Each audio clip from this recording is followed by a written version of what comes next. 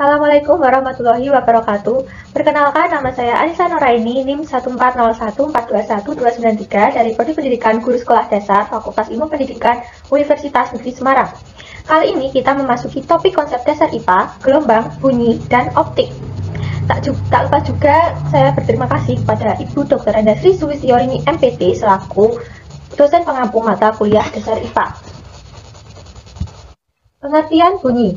Bunyi ialah kompresi otomatis atau gelombang longitudinal yang merambat melewati komponen. Komponen atau unsur penghubung ini dapat berupa zat cair, padat, maupun gas. Jadi, gelombang bunyi bisa merambat seperti di dalam air, batu bara, udara, dan lain-lainnya. Pengertian lain mengenai bunyi ialah salah satu jenis gelombang dalam fisika adalah gelombang longitudinal yang sudah dirasakan oleh indera pendengaran. Selain itu, bunyi merupakan suatu yang dipengaruhi oleh benda yang bergetar. Benda yang menciptakan bunyi disebut juga dengan sumber bunyi. Jenis-jenis bunyi. Yang pertama, bunyi ultrasonik. Ialah bunyi yang mempunyai gelombang kurang lebih 20.000 Hz.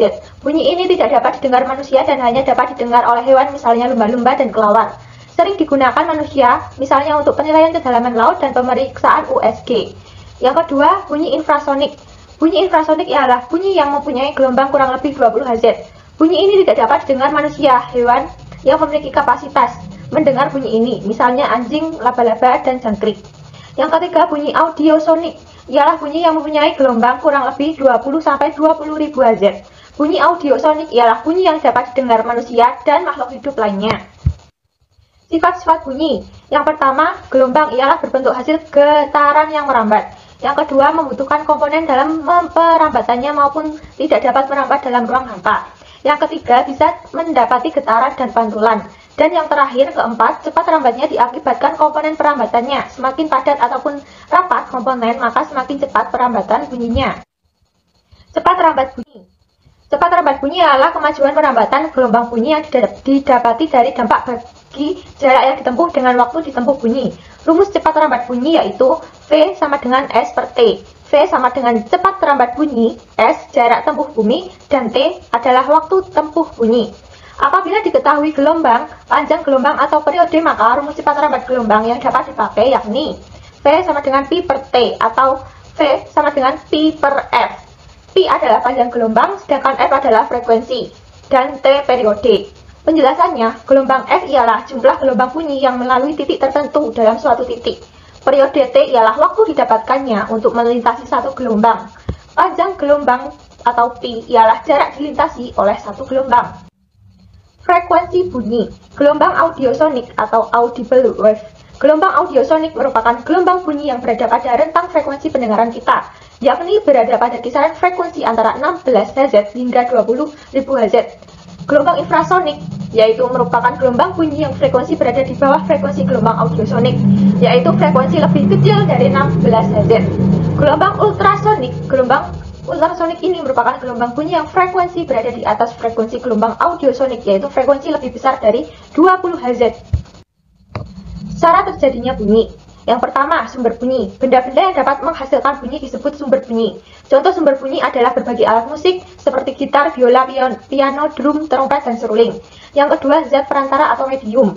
Merupakan gelombang longitudinal yang tidak tampak. Bunyi hanya dapat merambat melalui medium perantara, contohnya udara, air, dan kayu.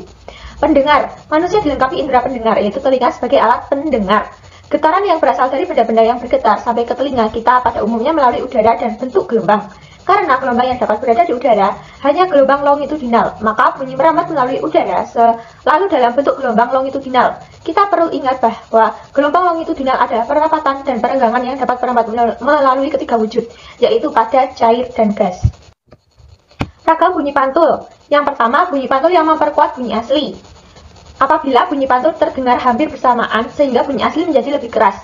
Contohnya, suara kita akan terdengar lebih keras di dalam kamar atau kamar mandi. Yang kedua, gaung atau keredam, yaitu terdengar kurang jelas akibat sebagian bunyi pantul terdengar bersamaan dengan bunyi asli sehingga mengganggu bunyi asli. Gaung terjadi pada gedung besar yang tertutup, seperti gedung pertemuan dan gedung pertunjukan. Untuk menghindari terjadinya gaung pada dinding bagian dalam gedung bioskop, studio radio atau televisi, dan studio rekaman dilapisi bahan peredam. Yang terakhir, ketiga, ada gema. Merupakan bunyi pantul yang terdengar setelah bunyi asli disebut gema. Gema terdengar jelas seperti bunyi asli. Gema dapat terjadi di lereng gunung yang terjal, jurang, dan tempat-tempat yang lain. Contoh alat penghasil bunyi. Yang pertama ada gitar, sumber bunyi dari dawa yang dipetik. Yang kedua ada pipa organa seruling. Dari tiupan udara ke dalam pipa menyebabkan partikel udara dalam pipa organa seruling juga ikut bergetar dan merambat melewati medium udara menjadi gelombang mekanik bunyi. Yang ketiga ada bel sepeda. Sumber bunyi dari bel sepeda dapat menghasilkan bunyi apabila kita memencet bel tersebut. Yang terakhir ada gendang. Gendang merupakan salah satu sumber bunyi yang bisa mengeluarkan sumber bunyi dengan cara dipukul. Itulah tadi materi yang dapat saya sampaikan. Kurang lebihnya saya mohon maaf. Terima kasih. Wassalamualaikum warahmatullahi wabarakatuh.